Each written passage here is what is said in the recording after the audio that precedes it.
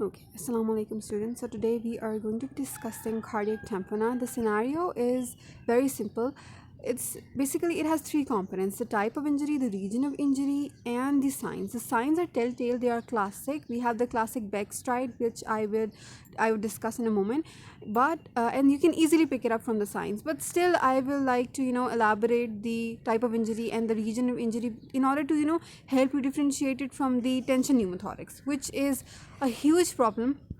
At the beginning of year you feel like, okay, it's very simple, these are two separate entities, entirely different. But when you read the scenarios from past papers, you get confused whether this is tension pneumothorax or cardiac tamponade. This happens to every other student. I have literally seen students get confused before the exam day, don't mind the crow, whether this is a cardiac tamponade or a tension pneumothorax. Okay, so the type of injury would be a blunt injury, okay, in case of cardiac tamponade, and the region of injury would be of course near the heart.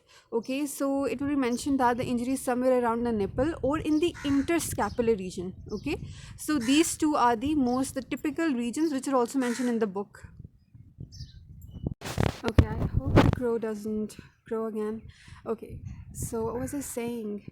Yes, so these are the two things: the type of injury and the region of injury. But the most important things are the signs, which is the Beck striate, and it has the mnemonic is 3Ds. It's like a no-brainer thing. When someone asks you Beck striate in your sleep, you're supposed to tell him. Okay, being a junior doctor or medical student, you should know about it. So the 3Ds are: the first one is that there is a distended jugular vein. Why? Because the jugular venous pressure raises, because there is, of course, there's blood around the heart, so the blood is not able to fill properly, so there is increased back pressure. The second thing that is going to be there is the second D is decreased systolic blood pressure. Okay, it is also very important because there is an algorithm for the management of cardiac tamponade based on the systolic blood pressure value. And the third D is decreased heart sound. Now, don't forget decreased or muffled heart sounds. This is the point which helps you differentiate between cardiac tamponade and tension pneumothorax. And students don't know this. They are like, okay, maybe the injury is blunt. Yeah, these are also important points. But the most important thing which the examiner wants to test you on is that whether the heart sounds are there or not. If the examiner has clearly mentioned you that the heart sounds are muffled or absent, then this means that this is a cardiac tamponade. On the contrary to this, if the breath sounds are absent, if the examiner has mentioned that the breath sounds are absent, then no brainer, this is a tension pneumothorax. Okay, so don't mix these up. In tension pneumothorax, the not the heart sound, the breath sounds are absent, and in cardiac tamponade, the heart sounds are decreased or absent or muffled. Any word can be used. Now, so we have diagnosed this successfully. Congratulations. Now we are going to manage it. You don't need to do an extra investigations, in any extra investigation, because this is an emergency and you have to manage it right away in the ER. So you have to do a needle pericardiocentesis, apply lidocaine around the xiphisternum in the area, and then insert that needle such that it is at a 45-degree angle and it is directed towards the left scapula because the heart is over there,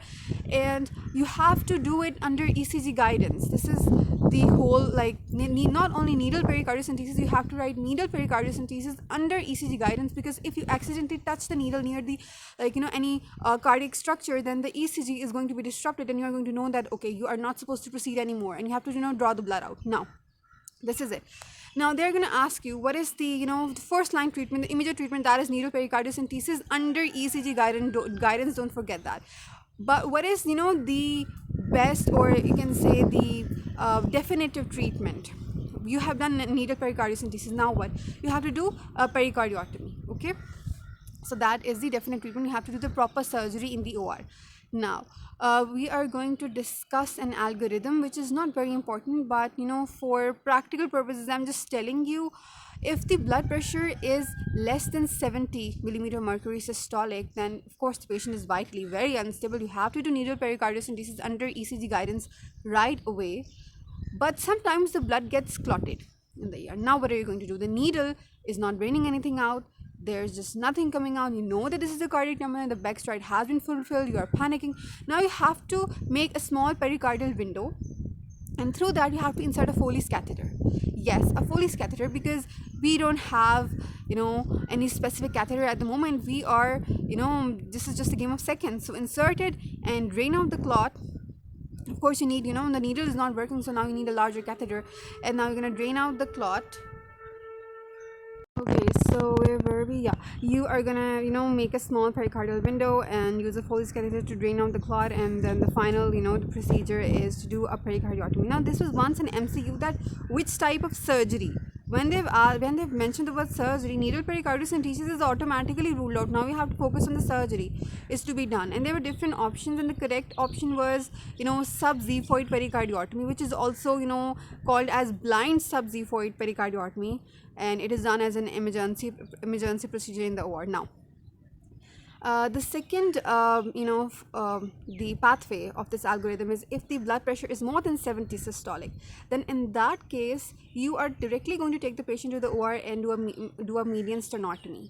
But this is not usually done, okay? We always go for the needle pericardiocentesis pathway if we are suspecting the pericardic pneumonia. But, if there is, always an exception, if the patient is vitally stable and you feel like you have time, you can buy time for surgery, then why not, just take him to the OR and do the proper surgery. Okay, this was mentioned in Kaplan trauma management lectures. Okay, this algorithm, I was not able to find any other specific reference for it, so be careful while mentioning the, the more than 70 part. Okay, the less than 70 part is very correct, the Foley's catheter, the whole pathway is very nice, but the stable patient pathway is a little, so you better not mention it in front of the examiner. Okay, so this was the management of cardiac tamponade, and I hope you will be able to differentiate it from tension pneumothorax based on if there are no breath sounds. If the breath sounds are absent, this is a tension pneumothorax. If the heart sounds are absent or decreased or muffled, this is a cardiac tamponade. Thank you.